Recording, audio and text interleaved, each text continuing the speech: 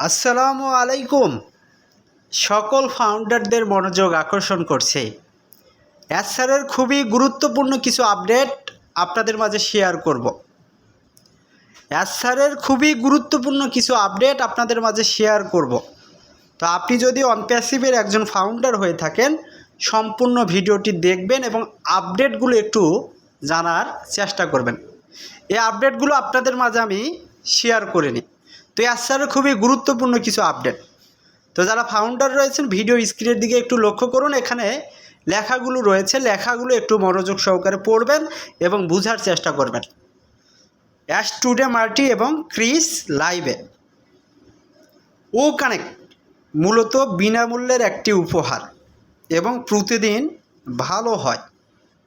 আমাদের যে ও connect product রয়েছে এটা মূলত কি একটা বিনামূল্যের একটি উপহার, এটা প্রতিদিন কি ভালো হচ্ছে সে কথাটা এখানে বলা হচ্ছে। কিছু লোক কমিশনের মাধ্যমেও ও কানেক্টকে রাখার চেয়ে বেশি অর্থ উপার্জন করেছে। তো কিছু লোক কি এ ও কানেক্ট থেকে অনেক কমিশন কি উপার্জন করেছে সে কথাটা বলছে। আমরা খুব গর্বিত যে আমরা এটি সেভাবে করেছি। এক কথায় স্যার খুবই গর্বিত ও কানেক্টটাকে যেভাবে তৈরি করা হচ্ছে বা তৈরি করা হয়েছে। জিততে হবে এমন নয়, একটি ভালো উপায় আছে। কিছু প্রচলিত উপায় ভালো, কিন্তু কিছু ভালো হতে পারে।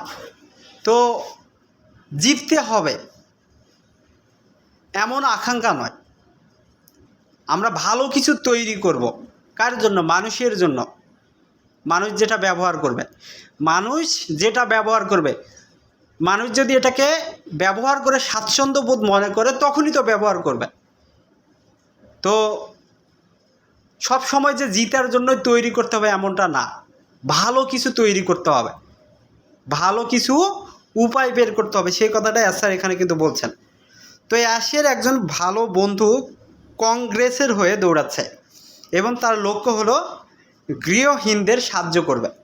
তো স্যারের একজন বন্ধু গৃহহীন যাদের ঘর বাড়ি কিছুই নেই তাদের সাহায্য করার জন্য কি ছুটে বেড়াচ্ছে সে কথাটা এখানে তুলে ধরেছেন। তারপর গৃহহীনদের সংখ্যা আমার জানার চেয়ে বেশি বিস্ময়কর। আমেরিকায় 7 মিলিয়নেরও বেশি মানুষ। তো দেখেছেন, আমেরিকায় 7 মিলিয়নেরও বেশি মানুষ কি গৃহহীন, যাদের ঘর বাড়ি নেই। এটা কি ভাবা যায়? এটা কি চিন্তা করা যায়? তো তাদের কি সাহায্য করার জন্য কংগ্রেসের একজন বন্ধু, স্যারের বন্ধু, সে কি দৌড়াচ্ছে। কংগ্রেস 95 বিলিয়ন ডলারের বেশি যুদ্ধ এবং শাসনের জন্য অর্থায়নের অনুমোদন দিয়েছে, যেখানে আমাদের কোনো আগ্রহ নেই। 28 বিলিয়ন গৃহহীনতায় একটি গর্ত ফেলতে পারে। সঠিক কারণে একই টাকা পথ বরাবর যেতে হবে। অনপ্যাসিভ এ কারণে সাহায্য করার জন্য একটি বড় স্প্ল্যাশ তৈরি করবে। তো এই কথাটার মাধ্যমে বোঝানো হচ্ছে যে এক কথায় যারা গৃহহীন রয়েছে তাদেরকে বড় অঙ্কের একটা টাকার কি অনুমোদন করা হয়েছে, সেখানে অনপ্যাসিভও কিছু সাহায্য সহযোগিতা করবে, সে কথাটা এখানে বোঝানো হয়েছে। তারপর এখানে দেখুন বলা হচ্ছে সাফল্যের জন্য ব্যর্থতা প্রয়োজনীয়। সাফল্যের জন্য ব্যর্থতা প্রয়োজনীয়। আপনি সফল হবেন যদি আপনি ব্যর্থ না হন। ব্যর্থ না হলে কিন্তু সফল হওয়া যায় না। আপনি কাজ করবেন, ব্যর্থ হবেন, চেষ্টা করবেন, তারপরে কি সফল হবেন। তো সাফল্যের জন্য ব্যর্থতা কি একটা প্রয়োজন, এটার প্রয়োজনীয়তা রয়েছে। তো আপনি আপনার লক্ষ্যে পৌঁছানো পর্যন্ত চিরস্থায়ী ব্যর্থতার সঞ্চয়। এক কথায় আপনি যে ব্যর্থ হচ্ছেন সেগুলো সঞ্চয় করে করে জীবনে কি কাজ করবেন, দেখবেন একটা সময় নাকি সফল হবেন, লক্ষ্যে পৌঁছাবেন, সে কথাটা এখানে বলা হয়েছে। আমরা হাল ছাড়িনি এবং আমরা আগামী 10 দিনের মধ্যে একটি বড় অগ্রগতি ভাগ করতে যাচ্ছি এবং মে মাসের মাঝামাঝি আরেকটি।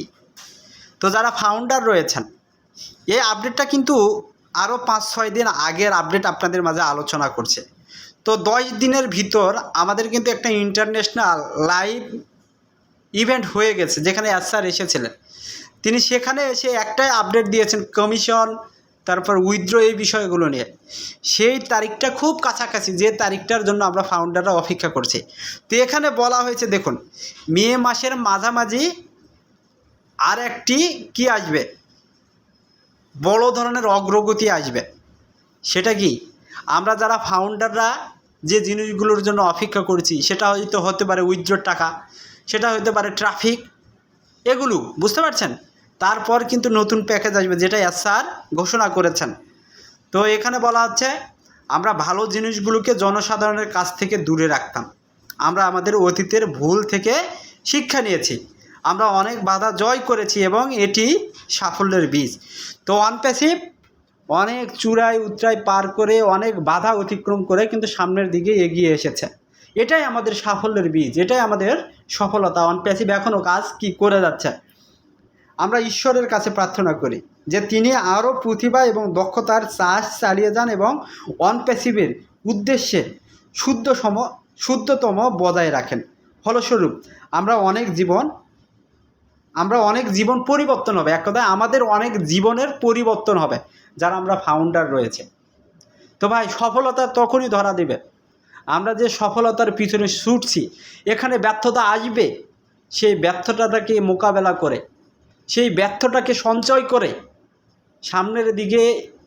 সামনের নির্দিষ্ট একটা লক্ষ্যে এগিয়ে যাওয়ার নামে কি সফলতা আসবে। তো সেই কথাটা এখানে বুঝিয়েছেন। তারপরে এখানে দেখুন, আমরা এমএলএম শিল্পের ব্যর্থতা না দেখলে অনপ্যাসিভের প্রয়োজনীয়তা উপলব্ধি করতাম না। তো যারা ফাউন্ডার রয়েছেন, অনেকে অনপ্যাসিভটাকে এমএলএম কোম্পানি মনে করেন। আসলেই আপনাদের এমএলএম সম্পর্কে ধারণা নেই বলে আপনারা অনপ্যাসিভকে এমএলএম মনে করেন। এমএলএম মনে করার কারণ কি? অনপ্যাসিভে 14 লক্ষ ফাউন্ডার আছে বলে, অনপ্যাসিভ কোম্পানি তাদের ইনকাম দিতে চেয়েছে বলে, ওই 14 লক্ষ ফাউন্ডার ইনকাম পাবে বলে, এটাই কি এমএলএম কোম্পানি? ভাই, এমএলএম কোম্পানির বৈশিষ্ট্য কিন্তু রয়েছে। তো এখানে বলা হয়েছে দেখুন, আমরা এমএলএম শিল্পের ব্যর্থতা না দেখলে অনপ্যাসিভের প্রয়োজনীয়তা উপলব্ধি করতে পারতাম না। এখানে অনেক গুরুত্বপূর্ণ একটা কথা কিন্তু বলা হয়েছে। তো এমএলএম ব্যবসাটা কিন্তু এটা ছিল, তো এই ব্যর্থটা কিন্তু অনেকটা কি মার খেয়েছে বাজারে, এটা আর কিন্তু এখন চলছে না। তো অনপ্যাসিভ নতুন একটা টেকনোলজি নিয়ে কাজ করছে, 14 লক্ষ ফাউন্ডারের দায়িত্ব নিয়েছে। তো আমাদের এই প্রতিষ্ঠানটা কি software development company, artificial intelligence, কৃত্রিম বুদ্ধিমত্তা দ্বারা পরিচালিত হবে সকল কিছু। তো অনপ্যাসিভ সফটওয়্যারগুলো তৈরি করছে। আমরা অনেকে এটাকে কিন্তু এমএলএম ভেবে নিচ্ছি, এমএলএম এখনও ভাবতেছি। এগুলো ভাবার কারণ কি ভাই? অনপ্যাসিভের আমরা যদি একটা প্রোডাক্ট সেল করি, শুধু আমরাই কমিশন পাবো। কি পাবো? আমরাই কমিশন পাবো। আপনি যদি এখানে হাজার হাজার কাস্টমার নিয়ে আসেন, তাদের কাছ থেকে আপনি একটা শুধু কমিশন পাবেন।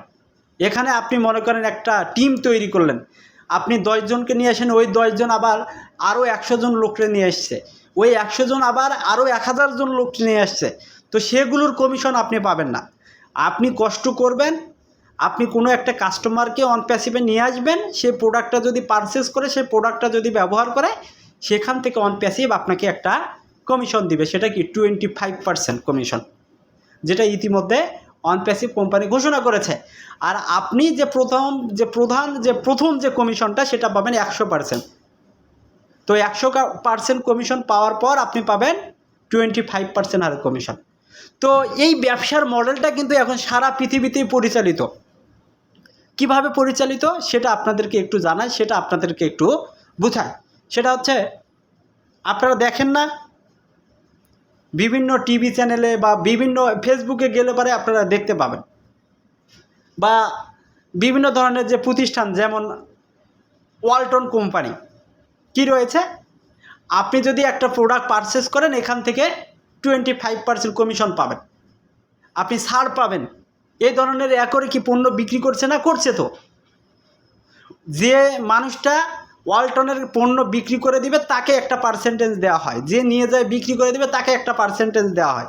এ ধরনের ব্যবসাটা কিন্তু এখন চলতেছে, সেই ব্যবসাটাই অনপ্যাসিভ করতেছে। অন প্যাসিভ সফটওয়্যার ডেভেলপ করবে, এখানে 14 লক্ষ ফাউন্ডারদেরকে নিয়ে এসেছে, তাদেরকে একটা অ্যাফিলিয়েট লিঙ্ক দিয়েছে। সেই ফাউন্ডারটা যদি কাজ করে ফিজিক্যালভাবে, কাউকে যদি কাস্টমার হিসেবে নিয়ে আসে, সেই কাস্টমার যদি প্রোডাক্ট পারচেস করে সেখান থেকে একটা কমিশন দেবে। এই ব্যবসাটা কিন্তু এখন চলতেছে। এই ব্যবসার মাধ্যমে এখন ব্যবসা হচ্ছে, অন প্যাসিভ সেটাই করছে। আর আমরা এটাকে এমএলএম ধরে নিয়েছি, বা এটা এমএলএম না, এটা একটা বিজনেস মডেল। অন প্যাসিভ যে বিজনেস মডেলটা করেছে সেটা এখন কি প্রচলিত, সেটা এখন চলতেছে। তো যারা ফাউন্ডার রয়েছেন, আপনারা যদি একটু জানার চেষ্টা করেন, আপনারা যদি আরও রিসার্চ করেন, আপনারা বুঝতে পারবেন। তারপর এখানে লেখা রয়েছে দেখুন, এমএলএম একটা ভাঙ্গা পদ্ধতি। কাগজে কলমে এটা ভালো লাগছিল, কিন্তু সফল হওয়ার জন্য যে প্রচেষ্টা দরকার তা বুঝতে পারেনি। অবাস্তব প্রত্যাশা অনেক ব্যর্থতার দিকে নিয়ে গেছে। তো এই এমএলএম যে পদ্ধতিটা, এটা একটা ভাঙা পদ্ধতি। এই পদ্ধতিটা যখন মানুষ যে কেউ তার মনের ভিতরে গেঁথে নিয়েছিল, সে মনে করেছিল আমি অবশ্যই সাকসেস হব, সফলতা আসবে। কারণ আপনি যদি একজন কাস্টমারকে নিয়ে আসেন, সেখান থেকে ইনকাম পাবেন। ওই কাস্টমারটা যদি আরও 2 জন কাস্টমারকে নিয়ে আসেন, সেখান থেকেও আপনি ইনকাম পাবেন। তো পরের যে 2টা কাস্টমারকে নিয়ে আসলো, সে যদি আবার 10 জন 20 জন কাস্টমারকে নিয়ে আসে, সেখান থেকেও ইনকাম আসবে। তো আপনি যদি বসে থাকেন, আপনি ইনকাম পাবেন। সেটা হলো এমএলএম পদ্ধতিতে ইনকাম।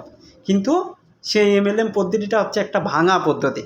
এখানে সবাই সফল হওয়ার জন্য কি কাজ করেছিল, কিন্তু পরিশেষে দেখে এখানে শুধু ব্যর্থতা। বুঝতে পারছেন?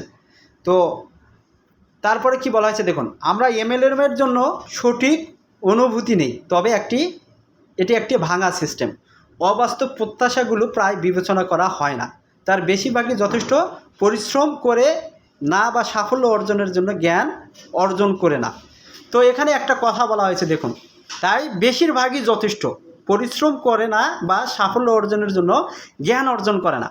তো এটার মাধ্যমে আপনি বুঝতে পারবেন, আপনি যে বসে বসে ইনকাম চাচ্ছেন, আপনি ফাউন্ডার হয়েছেন, একটা সময় 5 বছর আগে 10,000 টাকা ইনভেস্ট করেছেন, সেটার জন্য আপনি ইনকাম পাবেন, এটা ঠিক।